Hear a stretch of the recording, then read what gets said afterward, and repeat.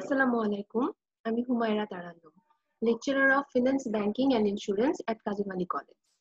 আজকে আমাদের অনলাইন ক্লাসের জন্য আমি চুজ করেছি ফিন্যান্স, ব্যাংকিং ও ইন্স্যুরেন্সের মধ্যে ইন্স্যুরেন্স পার্টের দ্বিতীয় পত্রের 12তম অধ্যায় নৌ বীমা।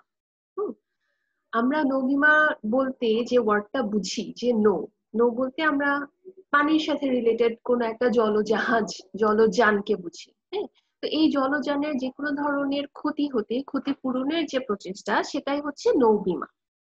ইতিহাসের সর্বপ্রথম বীমা আকারে যে বীমার পরিচিতি ঘটে সেটা হচ্ছে নৌ বীমার মাধ্যমে। কারণ আগের যুগে 16শো শতাব্দী বা 17শো শতাব্দীতে বর্তমানের মতো রোড কমিউনিকেশন এতটা ইমপ্রুভ ছিল না। তখন ব্যবসায়ীরা ব্যবসায়ের জন্য এক স্থান হতে অন্য স্থানে পণ্য, মালামাল পরিবহন করত, এর মাধ্যমে মুনাফা অর্জন করত বেসিক্যালি নৌপথের মাধ্যমে। এক শহর থেকে অন্য শহর অথবা এক দেশ থেকে অন্য দেশে সাগর, নদী এসবের মাধ্যমেই নৌকা, জাহাজ এইসব করে পণ্য এবং মালামাল বহন করত, ব্যবসার মাধ্যমে মুনাফা অর্জন করত। কিন্তু এক্ষেত্রে তাদের কিছু ক্ষতি হওয়ার সম্ভাবনা থাকতো। প্রাকৃতিক বা অপ্রাকৃতিক যে কোনো ধরনের ক্ষতি হতে নিজেদের সম্পদকে বাঁচানোর প্রচেষ্টা বা ক্ষতি হয়ে গেলে ক্ষতিপূরণের একটা সম্মিলিত প্রচেষ্টার মাধ্যমেই নৌ বীমার প্রচলন ঘটে। ওকে, আসো আমরা সেকেন্ড স্লাইডে এটার সংজ্ঞাটা একটু পড়ি। সেকেন্ড স্লাইডে আমরা দেখতে পাচ্ছি নৌ বীমার সংজ্ঞা। নির্দিষ্ট পরিমাণ প্রিমিয়ামের বিনিময়ে বীমাকারী বীমা গ্রহীতাকে নির্দিষ্ট সমুদ্র যাত্রার জন্য জাহাজ, জাহাজস্থিত পণ্য, জাহাজ ভাড়া বা মাসুল এবং এর সংশ্লিষ্ট দায়ের সাথে সম্পৃক্ত কোনো ঝুঁকি বা ক্ষতির জন্য ক্ষতিপূরণের যে নিশ্চয়তা দেয় তাকে নৌ বীমা বলে।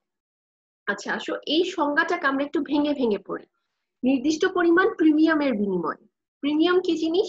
প্রিমিয়াম হচ্ছে বীমাকারী তার ক্ষতি পূরণের জন্য বীমা কোম্পানিকে যে টাকা প্রদান করে ইনস্টলমেন্ট আকারে। একসাথে প্রদান করতে পারে অথবা ভেঙে ভেঙে প্রদান করতে পারে। যেই টাকাটা প্রদান করে সেটাকে বলা হচ্ছে প্রিমিয়াম। প্রিমিয়ামটা কিভাবে নির্ধারিত হয়? এটা নির্ধারিত হয় বীমা কোম্পানি যে বিষয়ের উপর বীমা করছে। অর্থাৎ আমি যদি আমার জাহাজের জন্য বীমা করি, আমার জাহাজের মূল্য 100 কোটি টাকা হতে পারে। যদি জাহাজের মূল্য 100 কোটি টাকা হয় তখন দেখা যাচ্ছে প্রিমিয়ামের মূল্য অনেক বেশি হবে, প্রিমিয়ামের মূল্য কোটি টাকা হতে পারে। অথবা আমি যদি একটা ছোট সম্পদের জন্য বীমা করি, যে আমার জাহাজের তুলনায় ছোট সম্পদ, আমার কাছে একটা ডায়মন্ডের নেকলেস আছে, ওটার জন্য বীমা করি, ওই নেকলেসটার যে দাম সেই দামের উপরে ভিত্তি করে প্রিমিয়াম নির্ধারণ হবে। অর্থাৎ সম্পদের উপর ভিত্তি করে প্রিমিয়ামের অ্যামাউন্টটা নির্ধারিত হয়। একটা পয়েন্ট। সেকেন্ড পয়েন্ট, সম্পদটা কতটুকু রিস্কি, সম্পদটা ক্ষতি হওয়ার ক্ষেত্রে কতটুকু ক্ষতি হতে পারে সেটার উপর ডিপেন্ড করেও প্রিমিয়ামের মানটা নির্ধারণ করা যায়। যে আমরা যদি খুব বিপদসংকুল এরিয়াতে আমার জাহাজটা এখান থেকে ওখানে যায়, মানে ধরো সামনের 1 বছর সাগরের অবস্থা খুব উত্তাল থাকবে, এই সময় আমার পণ্য মালামালবাহী জাহাজ অবশ্যই এক পোর্ট থেকে অন্য পোর্টে যেতেই হবে ব্যবসায়ের খাতিরে। যেহেতু 1 বছর সময় এই প্রাকৃতিক দুর্যোগের একটা সম্ভাবনা অনেক বেশি থাকবে, সেই সময় যদি আমার জাহাজের জন্য আমি বীমা করাই তখন বীমার প্রিমিয়ামের পরিমাণ বেশি হবে, কারণ এক্ষেত্রে ক্ষতি হওয়ার সম্ভাবনা বেশি।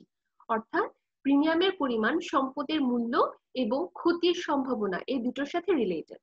আচ্ছা, নির্দিষ্ট প্রিমিয়ামের বিনিময়ে বীমাকারী বীমা গ্রহীতাকে যে নির্দিষ্ট সমুদ্র যাত্রার জন্য বা নির্দিষ্ট সময়ের জন্য, অর্থাৎ বীমাকারী 1 বছর, 5 বছর, 10 বছরের জন্য একসাথে বীমা করতে পারেন, অথবা একটা সমুদ্র যাত্রা, দুটো সমুদ্র যাত্রা, যে চিটাগং পোর্ট থেকে সিঙ্গাপুর পোর্টে যাবে একটা সমুদ্র যাত্রা, এই পোর্টে এক পোর্ট থেকে অন্য পোর্ট যাওয়া পর্যন্ত যে সময়টা, এর মধ্যে যদি কোনো ক্ষতি হয় ক্ষতিপূরণের নিশ্চয়তা দিবে বীমাকারীকে বীমা গ্রহীতা। ঠিক আছে? অর্থাৎ আমি হয়তো সময়ের জন্য বীমা করতে পারি, 1 বছর, 2 বছর, 3 বছর, 5 বছর, অথবা আমি নির্দিষ্ট সমুদ্র যাত্রার জন্য করতে পারি, যে আমার জাহাজ চিটাগং পোর্ট থেকে সিঙ্গাপুর পোর্টে যাবে, একবার যাবে বা 3 বার যাবে, এই 3 বারের জন্য একসাথে বীমা করছি, বা আমি শুধুমাত্র একবারের জন্য বীমা করিয়ে রাখছি। ঠিক আছে? তার মানে নির্দিষ্ট প্রিমিয়ামের বিনিময়ে বীমাকারী বীমা গ্রহীতাকে নির্দিষ্ট সময়ের জন্য বা নির্দিষ্ট সমুদ্র যাত্রার জন্য জাহাজ, জাহাজের পণ্য এবং জাহাজের ভাড়া, এই 3 ভাবে বীমা হতে পারে। জাহাজের জন্য ইটসেলফ একটা বীমা হতে পারে, পুরো জাহাজের যদি কোনো ক্ষতি হয় তখন এর বীমা ক্ষতিপূরণ দিবে, অথবা জাহাজের পণ্যের জন্য, এটাকে বলা হয় মালামাল বীমা। শুধুমাত্র জাহাজের পণ্যের ক্ষতি হলে তখন ক্ষতিপূরণ দেয়া হবে এমন হতে পারে, অথবা জাহাজের ভাড়া, যদি জাহাজের কোনো ক্ষতি হয় তখন জাহাজের ভাড়ার উপর একটা প্রিমিয়াম দেয়া হবে বা বীমার ক্ষতিপূরণ করা হবে। 3 ভাবে বীমা করা যায়। এই 3 ভাবে যদি কোনো ধরনের ক্ষতি হয়, 3-4 ক্ষেত্রে ক্ষতিপূরণ দেওয়ার জন্য যে চুক্তি করা হয় সেটাকে বলা হচ্ছে নৌ বীমা। ওকে, নৌ বীমার সংজ্ঞাটার মাধ্যমে কিন্তু আমরা পুরো চ্যাপ্টারের মোটামুটি একটা ছোট অ্যাট এ গ্ল্যান্স দেখতে পারি।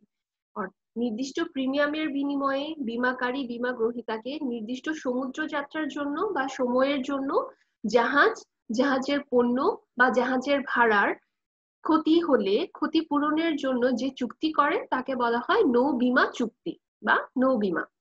আচ্ছা, এটা হচ্ছে একটি ক্ষতিপূরণের চুক্তি। আমাদের এটা ভাইভা বা অবজেক্টিভ